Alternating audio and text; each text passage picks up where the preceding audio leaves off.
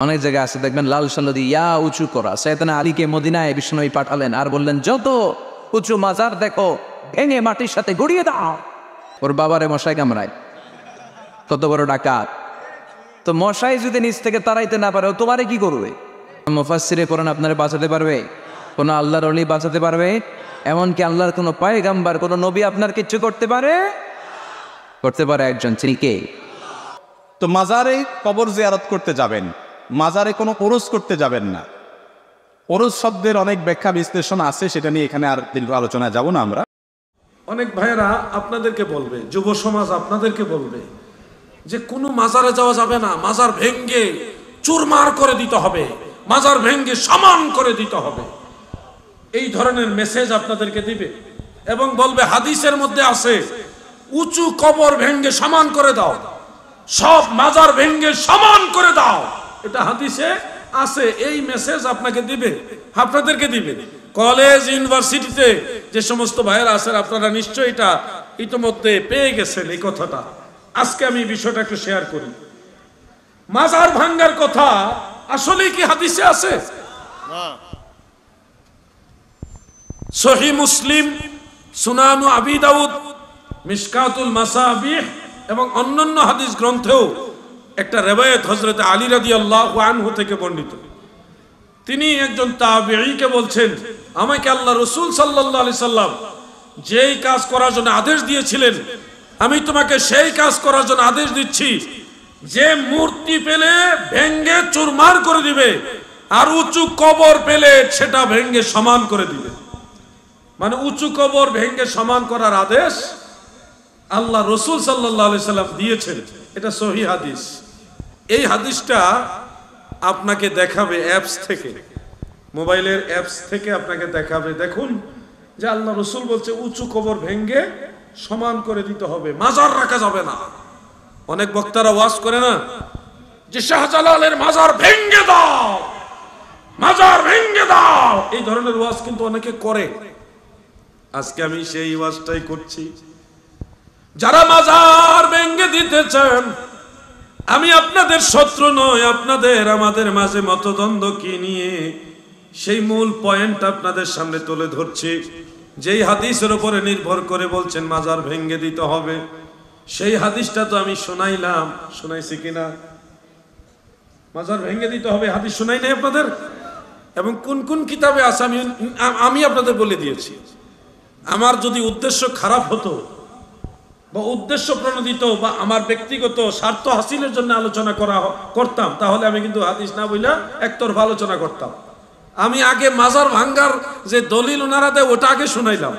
এবার আমরা ওই হাদিস পড়ার পরেও কেন মাজার ভাঙ্গি না, বরং মাজার জিয়ারত করতে যাই কেন, এটার একটা কারণ কি, এরপরে কোন আমরা মাজার ভাঙ্গি না, উঁচা কবর ভাঙ্গি না, আমরা আরো উল্টা কবর জিয়ারত করি, মাজার জিয়ারত করি, এই হাকিকতটা একটু বলে দিই। আপনাদের জানা দরকার আছে কিনা? কারণ কথায় কথায় টানে, কথায় কথা টানে। এই জন্য প্রাসঙ্গিক এই কথাটা আমি আপনাদের সংযুক্ত করে দিচ্ছি। প্রিয় ভাইয়ের আমার, সহিহ বুখারীর মধ্যে উল্লেখ, হযরত আনাস ইবনে মালিক সহ আরো অন্যান্য সাহাবীরা বর্ণনা করেছেন। হাফিজ ইবনে হাজার আসকালানী ফাতহুল বারী শরহে বুখারীর মধ্যে হাদিসগুলি ডিটেইলস উল্লেখ করেছেন, আলোচনা করেছেন। ইমাম বদরউদ্দিন আইনি উমদাতুল কারির মধ্যেও হাদিসগুলি তিনি ডিটেইল তশরিহ করেছেন। অর্থাৎ আল্লাহ রাসূল যখন মক্কা থেকে হিজরত করে মদিনা মুনাওয়ারায় প্রবেশ করেন, মদিনার মসজিদে নববী তখন ছিল না। সর্বপ্রথম আল্লাহর নবী জুমার নামাজ পড়ছে মসজিদে কুবার পাশে একটা মসজিদ আছে, ওটাকে মসজিদে জুমা বলা হয়, মসজিদে জুমা বলা হয়। ওইখানে সর্বপ্রথম আমার দয়াল নবীজি জুমার নামাজ পড়েছেন।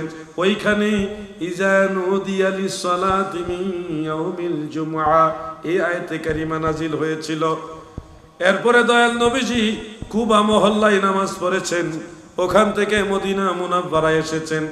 আসার পরে প্রথমে কিন্তু মসজিদে নববী শরীফ মদিনা শরীফে ছিল না, জায়গাটা নেওয়া হলো। তারপরে মসজিদ বানাইবার সিদ্ধান্ত নবীজি নিলেন।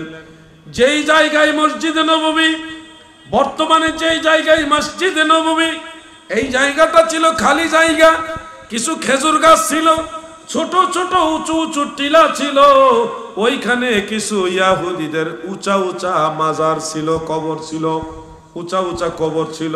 কোন জায়গায়? যেখানে মসজিদে নববী, ওই জায়গাটা মসজিদ বানাইবার সিদ্ধান্ত নেওয়া হলো।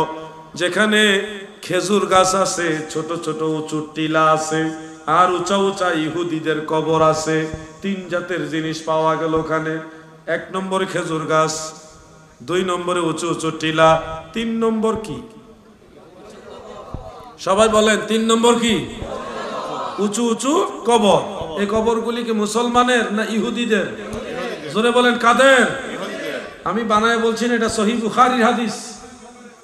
আমার লেখা বইগুলির মধ্যে আমি সবগুলি হাদিস সনদ সহকারে উল্লেখ করে আইমাই কেরাম, মুহাদ্দিসিনে কেরামের আকওয়ালগুলি আমি সুন্দরভাবে তুলে ধরেছি। সেই ইহুদিদের কবর, উঁচা উঁচা কবর আর উঁচু উঁচু টিলা, খেজুর গাছ, এগুলিকে প্রথমত আল্লাহ রসুল বললেন খেজুর গাছগুলি কাটো। কাটার পরে এগুলি আবার ওই মসজিদে নববী বানাইবার জন্য যে খুঁটি দেওয়া লাগে, খুঁটির কাজে লাগছে। দ্বিতীয়ত নবীজি বলেছেন উঁচু টিলাগুলি সমান করো, ছোট ছোট উঁচু উঁচু টিলা আছে, এগুলি সমান করো। তৃতীয়ত আল্লাহ রসুল বলেছেন উঁচা কবরগুলি ভেঙ্গে সমান করে দাও। ওয়াজ যদি বুঝে থাকেন আমাকে বলুন তো, উঁচা কবরগুলি ভেঙ্গে সমান করে দাও, কথা ঠিক, হাদিস সত্য, কিন্তু বলুন তো এই কবরগুলি কাদের কবর ভাঙ্গার কথা বলা হয়েছে?